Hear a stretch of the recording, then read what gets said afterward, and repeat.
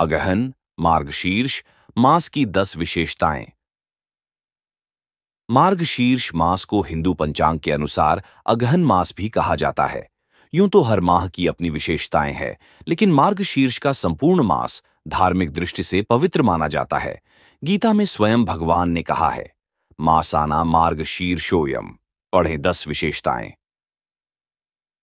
एक सतयुग में देवों ने मार्गशीर्ष मास की प्रथम तिथि को ही वर्ष प्रारंभ किया। 2 इसी मास में कश्यप महर्षि ने सुंदर कश्मीर प्रदेश की रचना की। इसी मास में महोत्सवों का आयोजन होना चाहिए, यह अत्यंत शुभ होता है। 3 मार्गशीर्ष शुक्ल 12 को उपवास प्रारंभ कर प्रतिमास की द्वादशी को उपवास करते हुए कार्तिक की द्वादशी को पूरा करना चाहिए।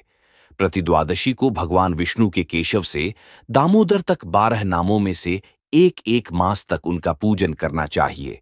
इससे पूजक जातिस्मर पूर्व जन्म की घटनाओं को स्मरण रखने वाला हो जाता है तथा उस लोक को पहुंच जाता है जहां फिर से संसार में लौटने की आवश्यकता नहीं पड़ती है। 4 मार्गशीर्ष की पूर्णिमा को चंद्रमा की अवश्य ही पूजा की जानी चाहिए, क्योंकि इसी दिन चंद्रमा को सुधा से सिंचित किया गया था। इस दिन माता, बहन, पुत्री और परिवार की अन्य स्त्रियों को एक एक जोड़ा वस्त्र प्रदान कर सम्मानित करना चाहिए। इस मास में नृत्य गीत आदि का आयोजन कर उत्सव भी किया जाना चाहिए। 5 मार्गशीर्ष की पूर्णिमा को दत्तात्रेय जयंती मनाई जाती है।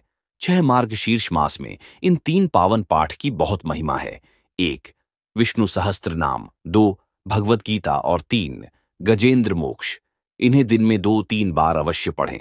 7 इस मास में श्रीमद् भागवत ग्रंथ को देखने भर की विशेष महिमा है।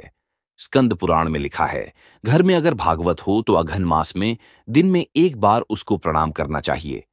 8 इस मास में अपने गुरु को, इष्ट को एयूएम दामोदराय नमः कहते हुए प्रणाम करने से जीवन के अवरोध समाप्त होते हैं। 9 इस माह में शंख में तीर्थ का पानी भरें और घर में जो पूजा का स्थान है उसमें भगवान के ऊपर से शंख मंत्र बोलते हुए घुमाएं। बाद में यह जल घर की दीवारों पर छींटें। इससे घर में शुद्धि बढ़ती है, शांति आती है, क्लेश दूर होते हैं।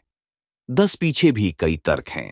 भगवान श्री कृष्ण की पूजा अनेक स्वरूपों में व अनेक नामों से की जाती है। इन्हीं स्वरूपों में से एक मार्गशीर्ष भी श्री कृष्ण का रूप है।